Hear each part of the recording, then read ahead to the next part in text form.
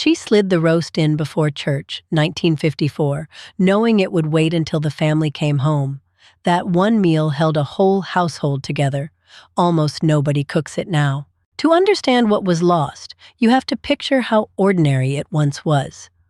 After the war, through the late 1940s and into the 1950s, Sunday dinner was the fixed point of the American week. It was not a special occasion. It was the meal that everything else bent around. Families planned the whole week's groceries with that one afternoon in mind, and a roast or a baked chicken sat at the center of the table almost every single Sunday. The rhythm started early. The woman of the house would wake before the others, get the meat seasoned and into a low oven, and let it cook slowly while everyone went to morning service. By the time they came home, the house smelled like roasting beef and onions, and half the work was already done. There is a whole world hiding in what nobody thought to save, and that quiet morning ritual is one of the first things to vanish. The centerpiece was usually a roast, and the cut told you a lot about the family's week. A standing rib roast meant a good month. A pot roast made from a tougher, cheaper chuck meant money was tight, but it still fed everyone. Either way, the meat was the event, and a single roast often had to stretch across Sunday dinner and at least 2 more meals after it. Roast chicken was the other great Sunday standard, and for many families it was the more common one. A whole bird, rubbed with butter and roasted golden, cost less than beef and felt just as special on the table. People raised on a tight post-war budget remember the smell of Sunday chicken better than almost anything else from childhood.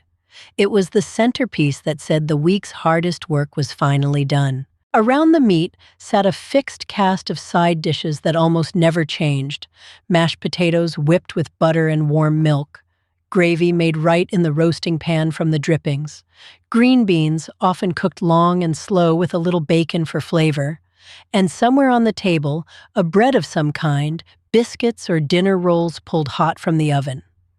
The combination was so consistent that a child could have set the table blindfolded. Nothing on that table was wasted, least of all the drippings.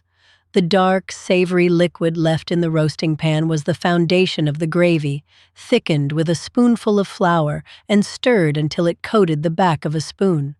The recipe was never written down, but every woman knew it by heart. A good gravy could turn a modest piece of meat into a meal everyone remembered. The potatoes deserved their own moment. They were peeled by hand, boiled until soft, then mashed with butter and a splash of milk warmed on the stove so the mash never went cold or gluey. Some families folded in a little of the potato cooking water for lightness.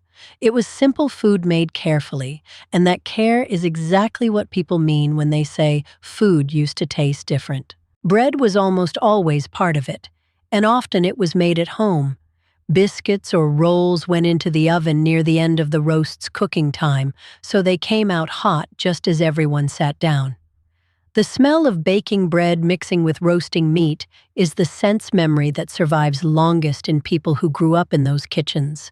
Your grandmother knew something they stopped teaching, and warm bread at the table was part of it. And there was almost always dessert, because Sunday was the one day you bothered. A pie cooling on the windowsill, a layer cake under a glass dome, a cobbler made from whatever fruit was in season or put up in jars the summer before. Dessert was not an afterthought, it was the reward at the end of the long table, and it told the children that this particular meal mattered more than the rest. To make sense of why Sunday dinner mattered so much, you have to go back to where it came from. The tradition has deep roots in the day of rest. For generations, Sunday was the day people did not work, which meant it was the one day there was time to cook something slow and gather everyone in one place. The big midday meal after church was a custom carried from the old country and planted firmly in American soil. The post-war years gave the tradition its golden age.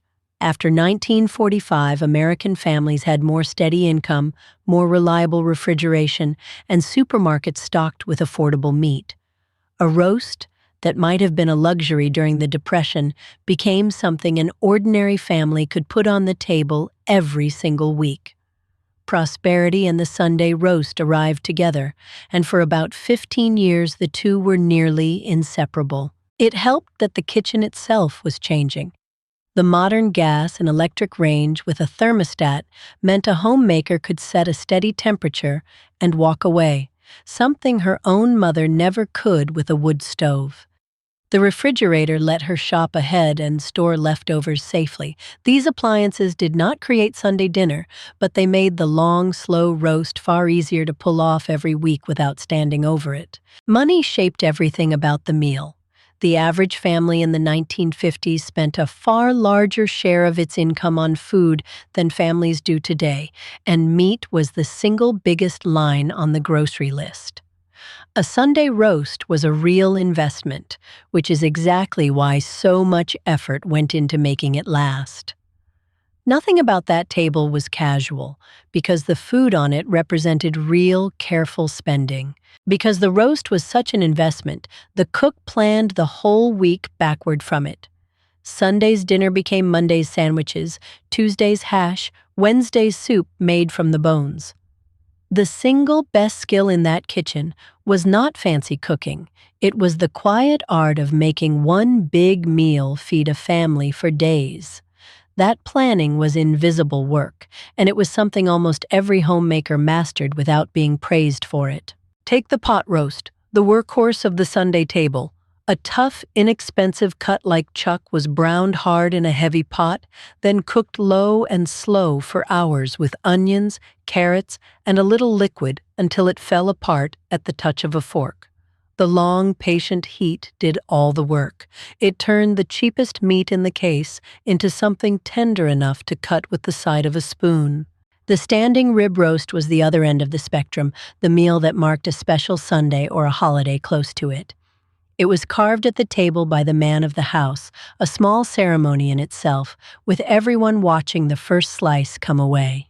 A good rib roast was expensive enough that families saved it for when there was something to celebrate, and the carving became part of the memory. Roast ham had its own special place, especially around Easter and through the colder months. A bone-in ham, scored and glazed, could feed a large family and then keep giving for a week. The bone went into a pot of beans or split pea soup, so even the part nobody ate at the table earned its keep. It disappeared from store shelves in that exact form, but the idea behind it still works. Then there was the casserole, the dish that defined the 1950s American kitchen more than almost anything else. A casserole let a homemaker combine a little meat, some vegetables, a starch, and a binding sauce into one baking dish that fed everyone and used up odds and ends. It was thrifty, it was filling, and it freed her from standing at the stove. On a busy Sunday, it could carry the whole meal. The tuna noodle casserole became almost a national emblem of the era. Egg noodles, canned tuna, peas, and a creamy sauce, topped with something crunchy and baked until golden.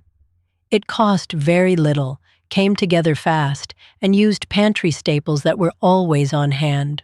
Whether people loved it or rolled their eyes at it, nearly every American family of the 1950s ate some version of it on a regular basis. Behind a great many of these dishes stood a single humble can.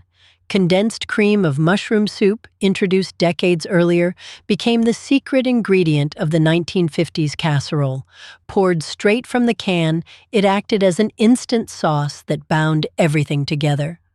Homemakers leaned on it constantly, and it quietly powered thousands of Sunday and weeknight dinners across the country for years. The green bean dish that still appears on holiday tables was born in this exact world, created in a corporate test kitchen in 1955. Green beans, that same can of soup, and crispy fried onions, baked together into something families adopted instantly. It spread so fast because it fit the era perfectly, cheap, simple, and made from things already in the cupboard. It is one of the few Sunday dishes that genuinely survived. The molded gelatin salad is the dish that tells you the most about the decade's imagination. Bright, jiggling, often holding shredded carrots, canned fruit, or even vegetables and shrimp suspended inside, it appeared on countless Sunday tables. To modernize it looks strange, but at the time it signaled a modern, well-stocked kitchen and a homemaker who could afford a refrigerator to set it in. It was as much display as food. These convenience dishes were not laziness. They were a response to a real change. More women were beginning to work outside the home, and a homemaker still expected to put a proper meal on the table had to find shortcuts that did not look like shortcuts. The casserole and the can of soup were tools of a busy life, a way to keep the Sunday tradition alive even as the days got fuller. The food press shaped the menu more than most families realized. Women's magazines and newspaper food pages arrived each week, packed with recipes, menu plans, and advertisements that all pointed toward the same dishes. A homemaker clipped these, pasted them into a scrapbook, and built her repertoire from them. The remarkable sameness of Sunday dinner across the whole country came partly from everyone reading the same pages. Some of the most influential recipes never came from a magazine at all. They were printed right on the can, the box, and the bag. A flour company would put a biscuit recipe on its sack, a soup company would print a casserole on its label, and millions of families would cook it. This was brilliant marketing, and it worked completely. A surprising amount of classic American home cooking was written by advertising departments. The cookbook on the shelf was the other anchor of the kitchen. A well-worn general cookbook, its pages spotted with grease and flour, was passed from mother to daughter and often the only formal cooking instruction a young wife ever got. Beside it sat the personal recipe box, handwritten cards in a familiar hand. Between the printed book and the box of cards lived the entire memory of how a family ate. Long before Sunday came, the work of the summer made the meal possible. Canning was a serious household skill, and a homemaker spent hot days putting up tomatoes, beans, peaches, and pickles in glass jars. A full pantry of home-canned food was a kind of savings account you could eat. When winter came, those jars became the vegetables and fruit that rounded out every Sunday dinner. The cellar shelves told the story of the whole year. Rows of jars catching the light, each one labeled in pencil with what was inside and when it was put up. A well-stocked cellar meant a family could eat well through the lean winter months without spending much at the store. There is a whole world hiding in what nobody thought to save, and most of those cellars are empty now. Bread baking was woven through the week and crowned on Sunday. Many homemakers baked their own loaves and rolls rather than buy them, and the dough was a living thing they understood by feel. A Sunday table without warm bread felt incomplete. The smell of it filled the house and called everyone to gather, doing a job that no announcement ever could. The cast iron skillet and the heavy roasting pan were the tools that made it all happen. These were not bought new every few years. They were inherited, seasoned over decades until the surface was black and slick. A good pan was treated like a member of the family. The slow, even heat of cast iron is exactly why so much of that cooking came out the way it did. Setting the table was its own small ceremony reserved for Sunday. The everyday plates went back in the cupboard, and the good dishes came out. Often a wedding set used only on this one day. A pressed tablecloth, cloth napkins, the water glasses that did not get used the rest of the week. The table itself announced that this meal was different before a single dish arrived. The timing of the meal mattered as much as the food. Sunday dinner was traditionally the midday meal, eaten in the early afternoon after church rather than in the evening. It was the largest meal of the day, and the lighter supper that followed was often just leftovers. Eating big in the middle of the day shaped the whole rhythm of a Sunday, slow and unhurried in a way weekday meals never were. What happened at that table was never only about food. It was the one stretch of the week when the whole family sat together with nowhere else to be. Children were expected to stay seated until the meal was done, and conversation moved around the table the way it could on no other day. The meal was the container, and family life was what it held. Grandparents were usually part of it, and that mattered. Sunday dinner was often where 3 generations sat in one room, where a grandmother's stories got told and her way of doing things got passed down without anyone calling it a lesson. The recipes traveled across that table from old hands to young ones. They never wrote much of it down, but at that table every woman learned. Even the cleanup was shared and routine. The women and older girls cleared the table and washed the mountain of dishes by hand, talking the whole time, while the men settled in the front room. The dish towel was passed from one to the next. It was work, but it was also its own quiet conversation, and it closed the meal the same way every single week. Now we come to the turn, the part of the story where the tradition begins to slip. The same prosperity and technology that built the golden age of Sunday dinner eventually started to pull it apart. The very conveniences that made the meal easier in the 1950s opened the door to conveniences that made the meal unnecessary. The change was slow at first, and almost nobody noticed it happening.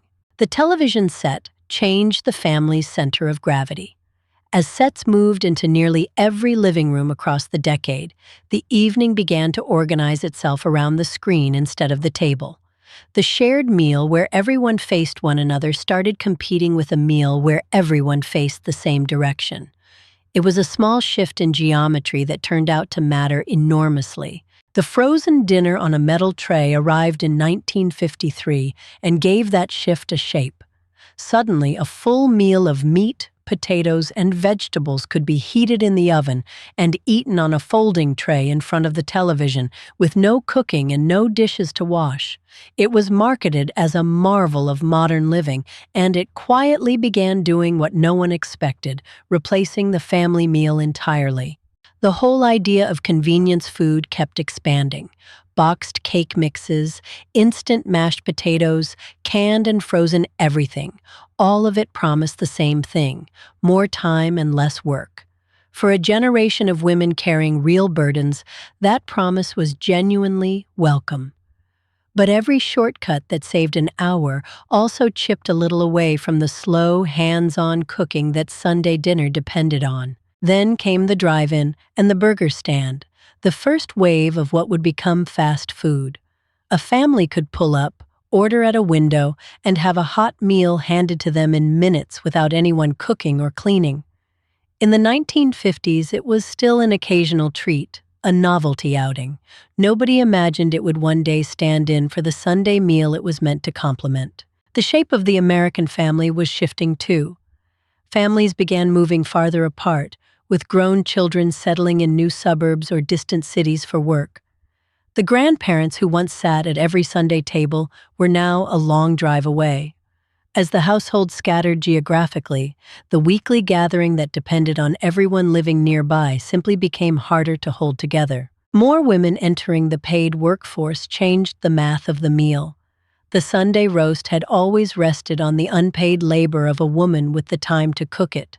As more women took jobs outside the home through the decade and beyond, the hours that went into that slow meal grew scarce.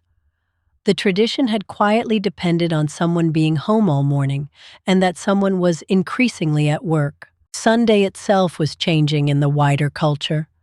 As more stores stayed open and more people worked weekends, the day lost its special quiet. The old rule that nobody did business on Sunday faded, and with it, the natural pause that had given the big midday meal its room to exist. When Sunday became just another day, the meal that defined Sunday lost the silence it needed. Children's lives filled up as well. Organized sports, clubs, and weekend activities began claiming the afternoons that once belonged to the family table. A game or a practice on Sunday meant someone was out the door right when the roast came out of the oven.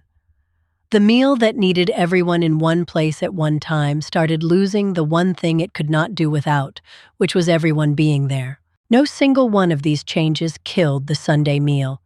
It was the slow stacking of all of them: the television, the frozen tray, the drive-in, the scattered family, the working cook, the busy afternoon.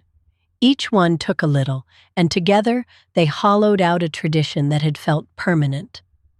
By the time anyone looked up, the weekly ritual their parents took for granted had quietly become rare. So what exactly did we lose when the meal slipped away? First, the skills: the hand-mashed potatoes, the pan gravy from drippings, the home-baked rolls, the long, slow braise that rescued a cheap cut. These were not written in any book.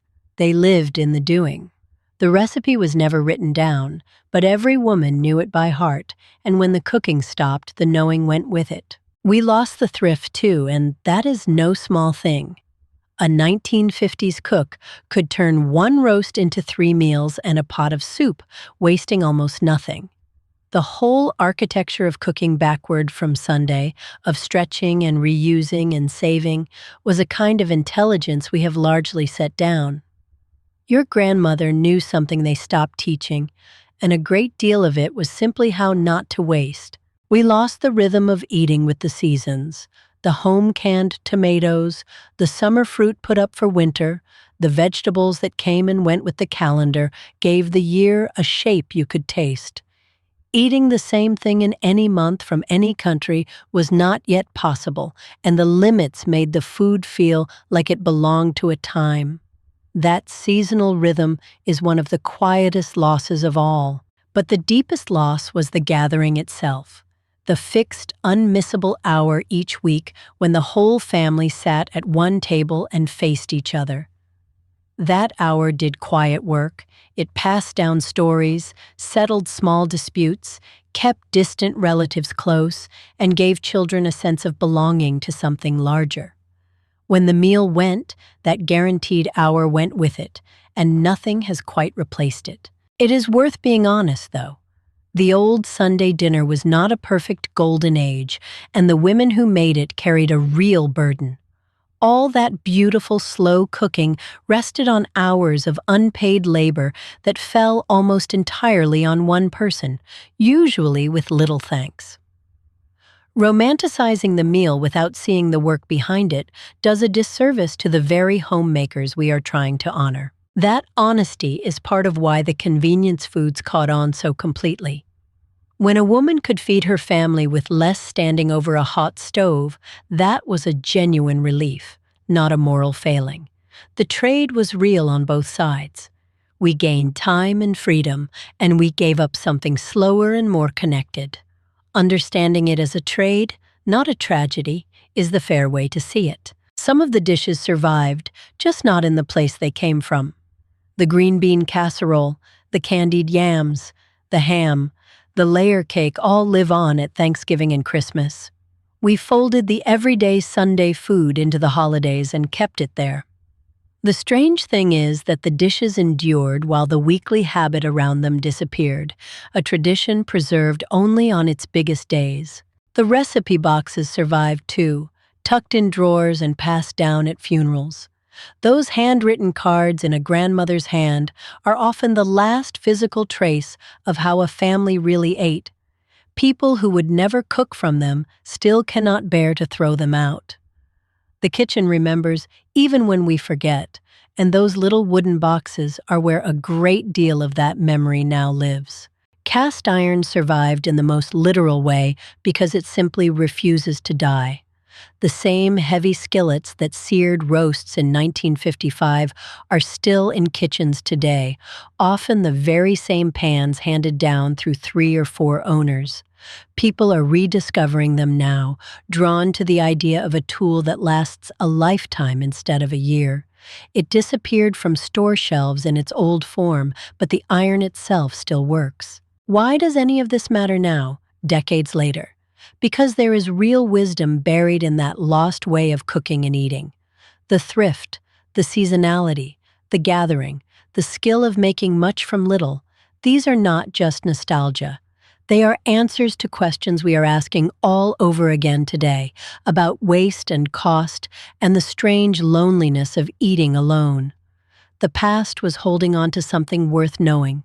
Think about how much food a 1950s household threw away, which was remarkably little.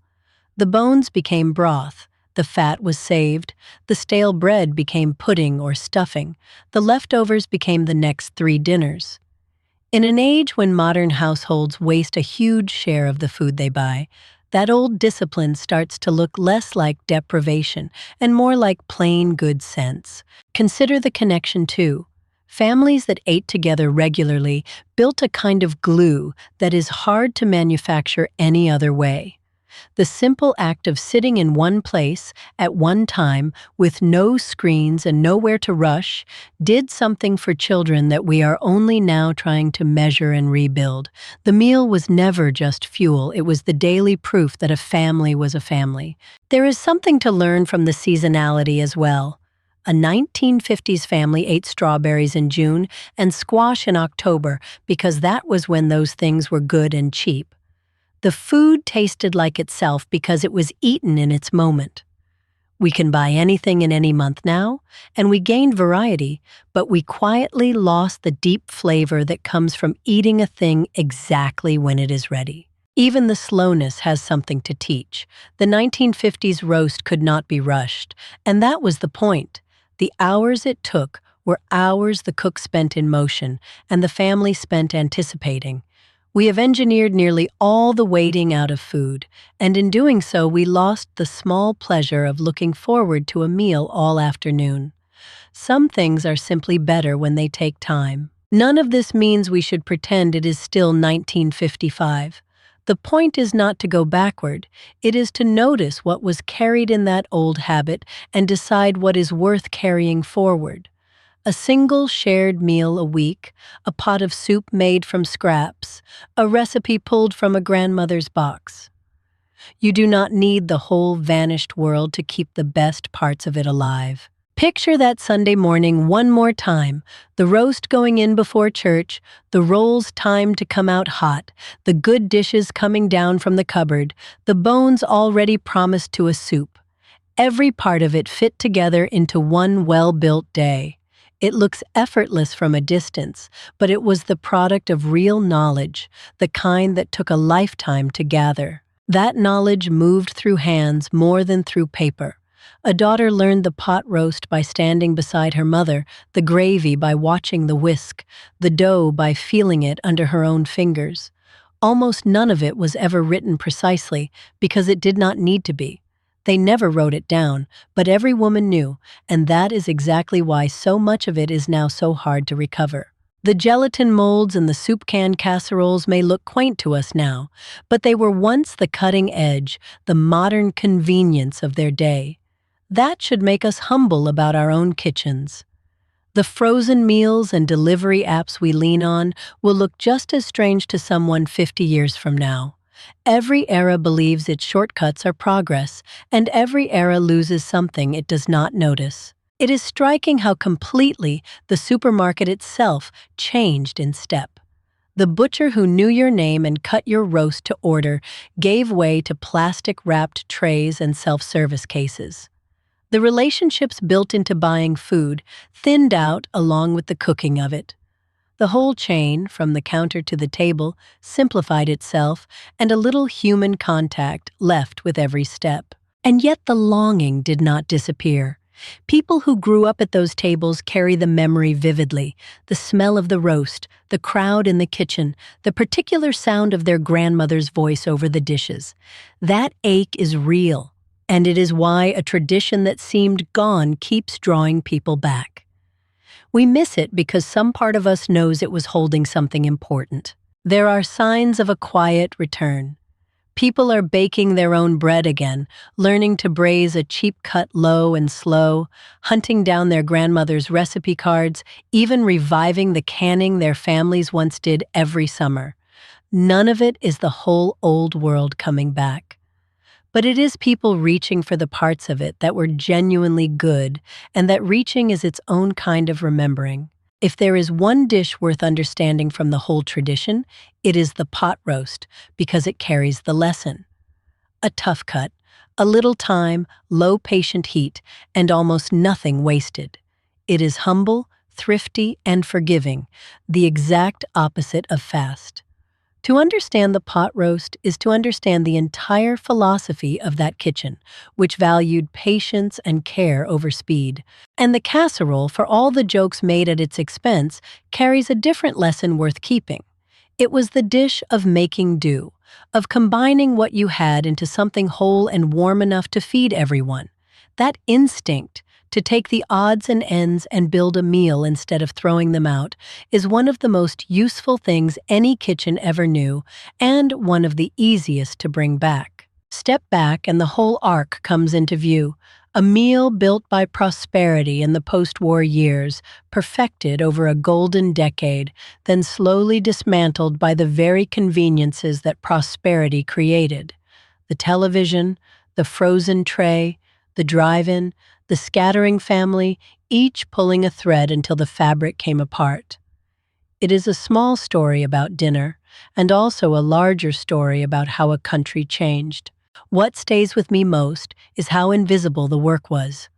The woman who rose early, timed every dish, stretched the roast across the week, and held the gathering together rarely heard a word of thanks for it. The whole tradition rested on her quiet competence. When we remember Sunday dinner, the right thing to remember is not just the food, but the hands and the knowledge that made it appear. So the next time you pass a recipe card written in a hand you recognize, or lift a cast iron skillet that is older than you are, understand what you are really holding. It is the last thread of a way of eating that once held families together every single week. The kitchen remembers, even when we forget, and these are the things it remembered for us. The Sunday dinner did not have to vanish completely, and the truth is it has not entirely. It survives in the holidays, in the recipe boxes, in the skillets, and in everyone who decides to set one table, one day a week, and call the family to it. The whole vanished world is not coming back, but the heart of it is still right there, waiting for anyone willing to pick it up again. If this brought back a memory of your own grandmother's kitchen, tell me about it down in the comments, because those stories are exactly what I am trying to save here.